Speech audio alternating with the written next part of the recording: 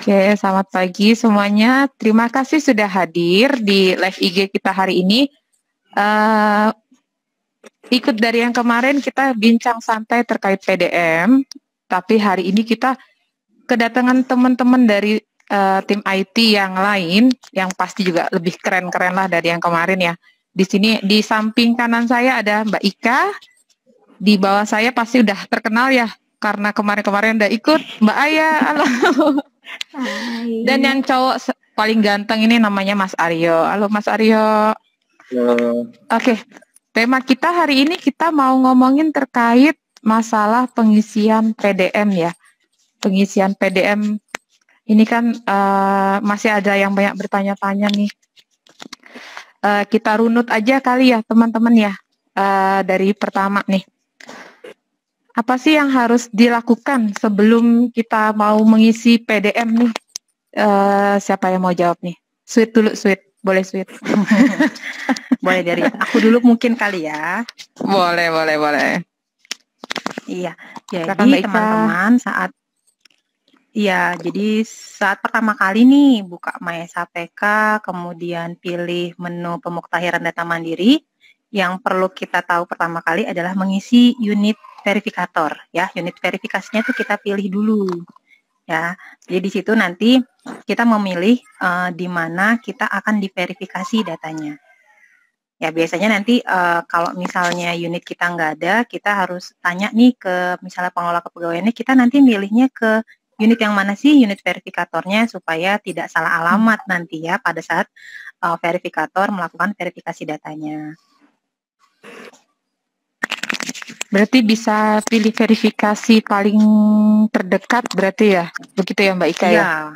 Iya. Terus kalau itu bisa ganti-ganti nggak? Di tengah jalan misalkan verifikatornya salah keklik terus pilih lagi gitu setelah di tengah jalan sudah ngisi gitu, bisa nggak sih? Bisa sebenarnya, bisa diganti, tapi data yang sudah diisi sebelumnya di unit verifikasi yang lama itu akan tetap masuk ke unit verifikator yang sebelumnya ya, yang sudah hijau. Ya, yang sudah hijau di unit verifikator yang lama itu akan masuk ke unit verifikasi yang sebelumnya. Sedangkan unit data yang baru akan masuk ke unit verifikator yang dipilih yang baru. Oke, sekarang kita ngomongin pengisian ya. Di situ kan ada sekitar 12 kotak yang harus diisi ya, teman-teman ya, kalau tidak salah. Ya. Salah satunya pertama itu profil gitu. Boleh nggak sih sekarang gantian nih Mbak Aya nih, boleh nggak ceritain tentang dari profil sampai pengisian riwayat golongan dan pangkat Mbak Aya? Oke. Untuk profil itu kan berarti dia adalah riwayat pertama yang harus kita isi ya. Dan sebenarnya profil ini dia nggak akan masuk ke inboxnya verifikator gitu. Jadi profil ini karena sifatnya itu pribadi, jadi kita bisa ganti kapan aja ya Mbak Ika. Jadi dia nggak sekali ngisi terus udah hijau dia nggak bisa diubah lagi tuh enggak. Jadi kita bisa lakukan perubahan terus menerus ya. Misalnya pas dicek lagi ternyata ada yang tipe mau diubah lagi tuh tinggal diklik simpan lagi aja gitu. Dan nggak ngikutin yang lain. Kalau yang lain kan ada beberapa riwayat yang kesempatannya hanya satu kali ya. Kalau untuk ubah profil ini dia itu bisa berkali-kali gitu. Itu sih Mbak. Oke. Kalau yang riwayat golongan dan pangkat gimana Mbak Aya? Oke. Kita bagi dua-dua aja nih, kayaknya cukup jadi 6. Oke, ini aku sambil nyontek di MySAPK-nya nih ya. Kalau untuk pangkat dan golongan itu kesempatan mengisinya hanya 1 kali gitu, dan itu hanya yang paling terakhir. ya. Jadi karena kita memang semangatnya update data terbaru ya Mbak Ika, kita maunya yang paling terbaru aja, yang paling terakhir yang saat ini sedang kita duduki pangkat dan golongannya, seperti itu. Nah nanti kita bisa langsung di sebelah kanannya itu ada titik 3 ya, bisa langsung ubah data. Dan misalnya nih teman-teman datanya udah benar nih, datanya isiannya udah benar sekarang 3A atau 3B atau 3C dan seterusnya. Dan bertanya kita ngapain lagi nih kalau datanya udah benar gitu. Nah itu tetap harus diklik ubah data. Karena apa? Kita itu mau collect dokumen pendukungnya juga gitu. Kalau ingat PUPNS 2015 kita hanya collect data ya, Mbak Ika. Cemiu nih, aku nih takut salah ya. Kalau 2015 kita hanya collect data aja. Nah, sekarang PDM 2021 kita collect data plus dokumen pendukungnya juga gitu. Karena memang banyak di kita yang nggak punya ya Mbak ya, dokumen pendukungnya ya Mbak. Jadi itu kayak seperti SK kan cetaknya di instansi kayak gitu. Di kita kan hanya ngeluarin pertimbangan teknisnya aja. Nah, untuk golongan dan pangkat ini nanti yang harus diupload adalah SK KP-nya gitu. Dan nanti diisi sesuai sesuai SK aja, diikuti nanti di SK masa kerjanya berapa, ikutin aja berapa, nomor SK-nya, ada nomor pertek gitu. Gitu sih. Dan hanya satu kali ya, harus diingat hanya satu kali gitu. Jadi nanti memang di yang PDM ini untuk yang pangkat dan golongan itu hanya satu kali saja, seperti itu. Oke. Ya, udah jelas ya berarti ya teman-teman yang terkait tadi masalah riwayat golongan dan pangkat itu yang paling terakhir gitu kan. Jadi kalian bisa isikan yang paling terakhir saja. Gitu. Oke. Terus sekarang kita sama ya berarti ya terkait yang riwayat pendidikan itu juga sama ya. Paling terakhir yang diisikan atau semuanya harus diisikan? Ini gantian deh, yang paling ganteng deh Mas Aryo. Mas Aryo boleh nggak ngejelasin ke kita nih kalau yang terkait riwayat pendidikan seperti apa Mas Aryo?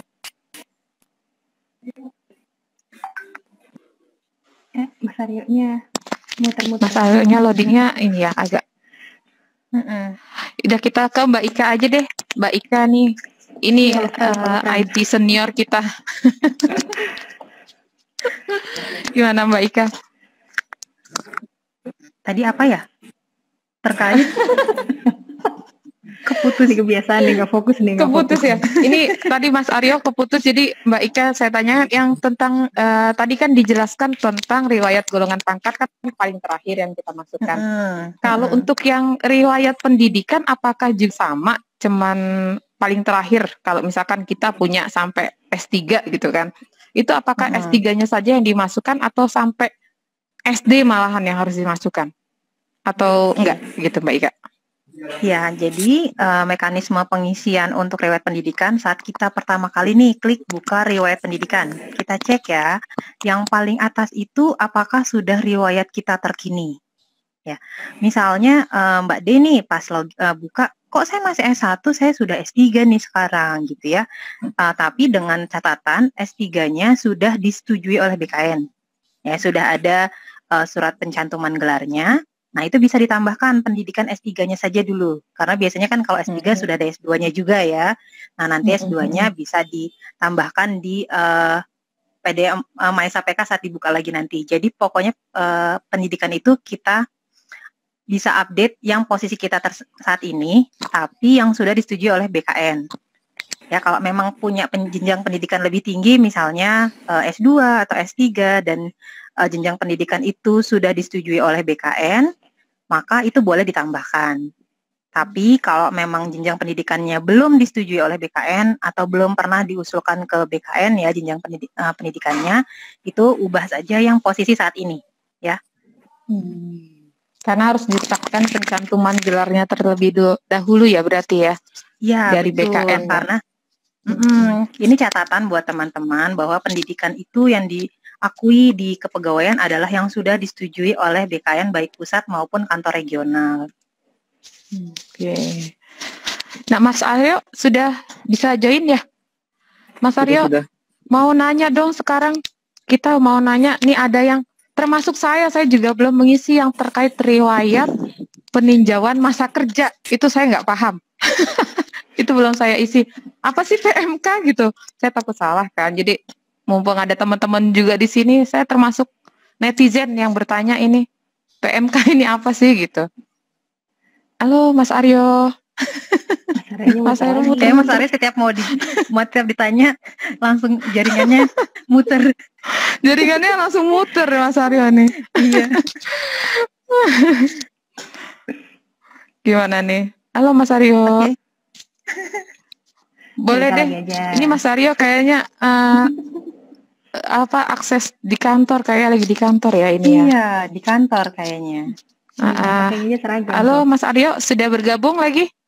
Sudah, maaf ini koneksinya agak kurang stabil malah di kantor. Ya. Iya. Oke.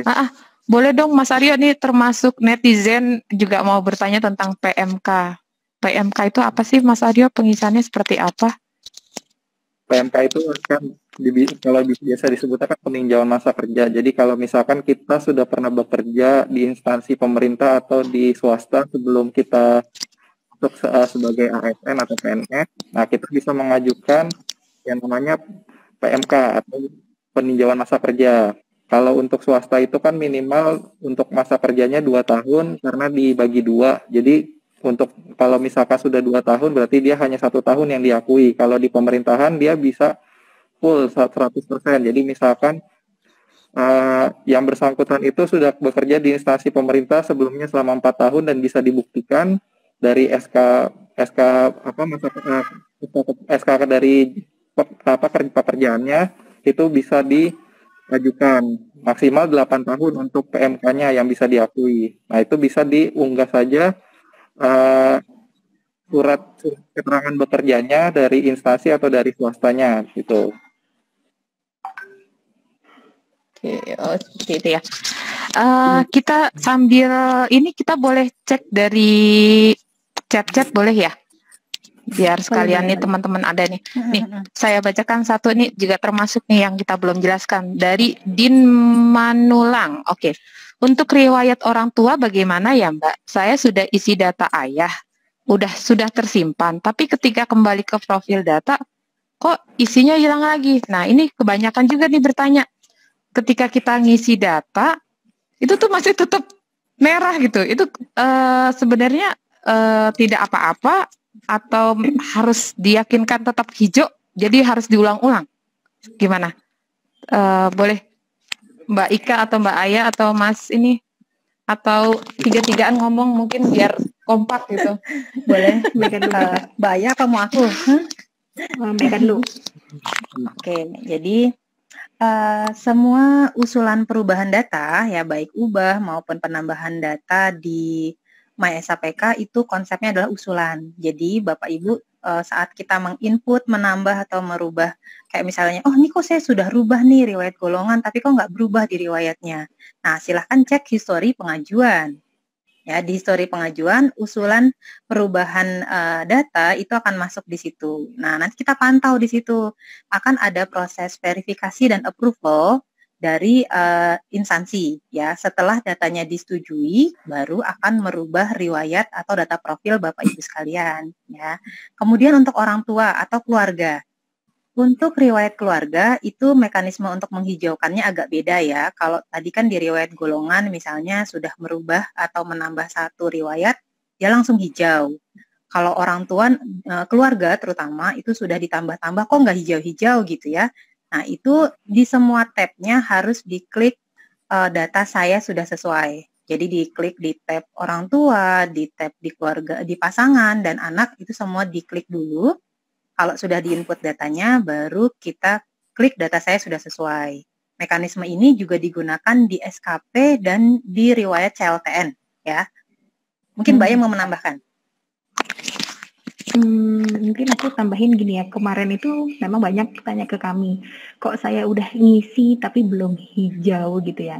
Dan tadi udah dijelaskan Mbak Ika bahwa setiap kita selesai mengusulkan, itu kita harus klik data sudah sesuai di setiap tab-nya. Nih kalau keluarga kan kita ada orang tua, pasangan, dan anak.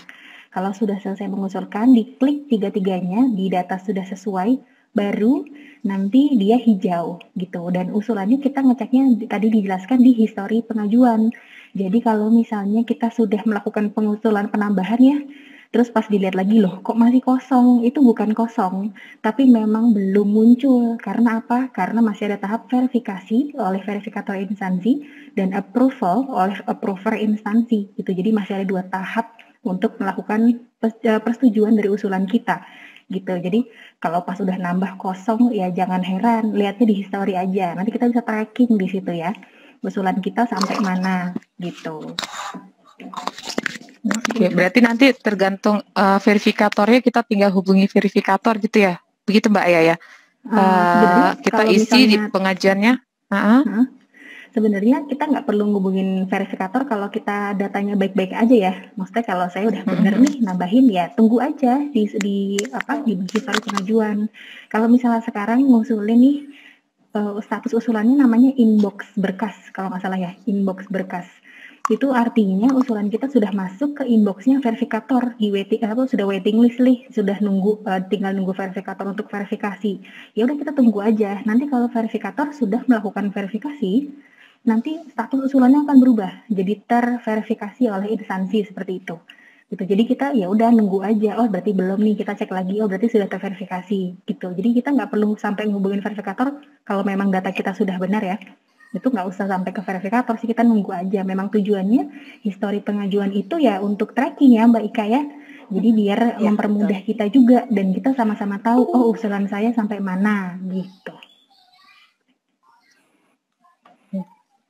Ada lagi Mas Aryo mau ditambahkan atau kita lanjut ke pertanyaan-pertanyaan yang masih ribuan mau saya tanyakan?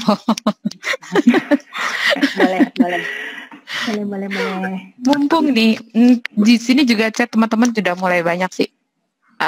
Kalau tidak ada kita lanjut lagi nih terkait pengisian sekarang data riwayat CPNS atau PNS ya.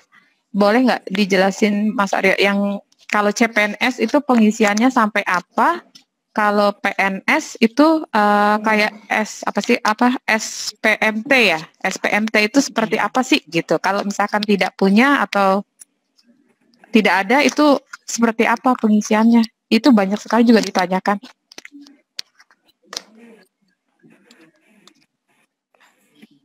Halo Mas Aryo. Oh kirain loading lagi. Enggak ya, jaringan udah stabil ya. Nyari contekan dulu. Okay. Jadi kalau CPNS itu kan sebenarnya sudah punya SPMT ya. Dia dari SK CPNS kan sudah ada SPMT-nya sebenarnya. Dia bisa diinput langsung. Cuman kan kadang-kadang yang belum ada itu kan SK-nya belum diterima ya biasanya ya. Kalau yang di CPNS ya. Jadi kalau untuk yang CPNS hanya yang dimasukkan SK CPNS-nya saja? Iya, SK CPNS-nya saja dulu. Oke. Kalau yang PNS berarti juga harus memasukkan SPMT itu ya? Iya, SPMT. Kalau tidak punya kondisinya seperti apa, Mas Aryo?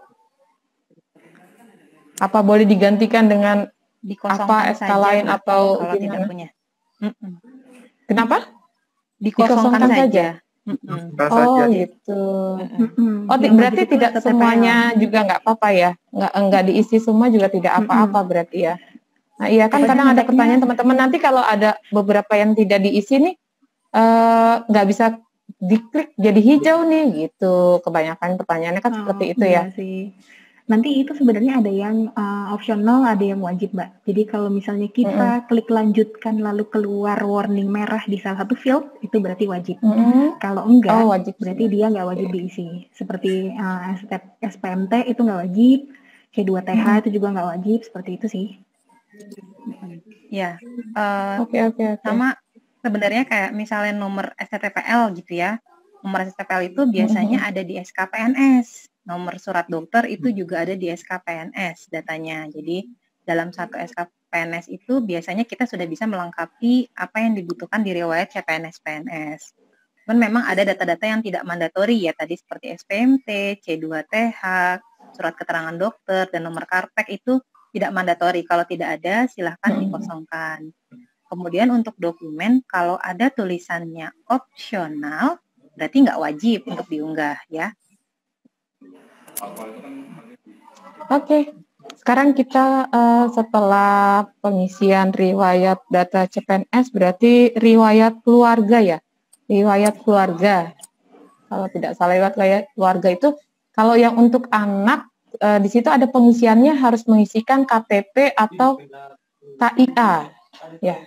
Nah, kalau semisalkan anaknya baru usia bayi gitu, yang diisikan apakah cukup akte saja atau seperti apa, Mbak Ika? Akte boleh. Boleh? Oh, akte. Akte nggak Oke. apa-apa, apalagi yang misalnya baru lahir gitu ya, belum ada KIA, itu pakai akte bisa. Nanti pilih dokumennya yang KTP atau KIA aja, pakai akte bisa. Atau kalau sudah ada di KK itu nomor NIK yang di KK itu kan sama dengan nomor KIA gitu. Oke. Sambil saya scroll lagi. Nah, ini juga banyak banget ditanyain. Kalau teman-teman ternyata sudah mengisi semuanya, ternyata ada hilaf gitu. Namanya juga manusia kan, hilaf gitu kan. Boleh nggak sih diedit lagi gitu kan katanya? Atau seperti apa sih gitu kan? Mereka jadi nggak bisa tidur katanya, jadi terngiang-ngiang, harus gimana gitu. Mau ke BKN juga belum bisa katanya. Itu gimana sih, Mbak Ika, Mbak Aya dan Mas Aryo, boleh dong? Kalau udah di-input, udah terlanjur ya, udah diizinkan ke verifikator, udah nggak bisa terlanjur sudah. Oh gitu. Kalau sudah terlanjur sayang sudah tidak bisa dicabut lagi gitu berarti ya Mas Aryo ya. Sudah dikirim ke verifikator. Jadi keputusannya ada di verifikator. Dia verifikator masih bisa melakukan edit sebelum dilakukan approval oleh approvalnya. Jadi kalau misalkan mau diubah, minta dibantu ubah bisa oleh verifikator, tetapi tidak disarankan karena akan menambah pekerjaan verifikatornya. Betul. Jadi saat kita mengisi, kita pastikan bahwa data yang terinput itu sudah sesuai ya, supaya tidak menambah beban di verifikator. Walaupun sebenarnya kalau misalnya kesalahan minor gitu ya, bisa dibantu diperbaiki oleh verifikator. Jadi kita bilang ke verifikator, saya salah ketik satu huruf nih gitu ya, itu bisa dibantu oleh verifikator sebenarnya gitu. Oke. Ini ada pertanyaan lagi nih, katanya malah gini. Kalau semisal di riwayat keluarga, katanya kan kalau tidak ada KTP atau KIA itu boleh pakai akte. Kalau aktenya juga nggak ada gimana katanya gitu. Di KK yang diisi di apa? Sebenarnya kan dokumen itu di nomor KK ya. Di nomor KK itu ada nomor identitas kita ya. Kalau misalnya tidak punya akte lahir, bisa kalau misalnya yang anaknya baru lahir gitu ya, bisa pakai surat keterangan lahir ya Mbak Aya ya. Kan kita butuh untuk pengisian itu sebenarnya untuk nomor identitas ya. Nomor identitas itu kita bisa dapatkan di KK. Biasanya kalau sudah masuk KK itu pasti punya ID-nya. Nah, ID-nya NIK itu yang kita gunakan untuk pengisian. Sedangkan untuk unggahan dokumennya, untuk anak yang memang belum punya aktenya gitu ya, itu bisa pakai surat keterangan lahir dari rumah sakit. Gitu. Nah, kemudian kalau akte lahir yang ada di data profile itu tidak mandatori. Kalau memang akte lahirnya udah nggak tahu kemana gitu ya, aduh akte lahir saya nggak tahu deh di mana. Nah, itu boleh dikosongkan datanya. Ya, jadi akte lahir yang ada di data profile itu tidak mandatori. Ini ada pertanyaan khusus buat Mbak Aya katanya nih. Mbak Aya katanya ada TMT PNS yang beda di SAPK dan MAS APK katanya. Itu gimana Mbak Aya? Dari IMEF 2495. Susah ya pakai angka-angka 2495 gitu. Ini gimana? Saya kenal juga nih orangnya. Ini orang wilayah Kanrek Makassar kalau nggak salah ya. Jadi kalau misalnya beda TMT PNS, kalau TMT PNS kan beda, nggak ada ngaruh sama NIP ya. Kalau NIP kan mengaruhnya di TMT CPNS. Kalau memang TMT PNS-nya beda, itu diperbaiki di SAPK bisa gitu. PNS ya, ini TMT PNS kita ngomonginnya ya, itu bisa diperbaiki di SAPK. Betul kan, BK ya? Terus salah lagi. Ya, benar. Iya, karena TMT PNS ini nggak ada hubungannya dengan di SAPK dia bisa dibuka kok. dia di MySAPK dia bisa diedit. Coba dibuka TMT PNS MySAPK-nya. Ya, TMT PNS ya. diubah aja. Kalau TMT CPNS memang kita kunci, tapi kalau TMT Iya. PNS ini bisa diedit. Tinggal Karena diverifikasi kalau perbaikan nanti. TMT PNS, ya kalau perbaikan TMT PNS ini prosesnya panjang, ya harus ke status dan kedudukan Ya, harus di status dan kepegawaian kedudukan. di BKN. Betul. Gitu sih. Oke. Ini juga berlaku, sekarang kita ngomongin juga untuk teman-teman yang sudah menjadi P3K ya. Ini juga termasuk pengisiannya apakah sama 12 item atau berbeda? Seperti itu?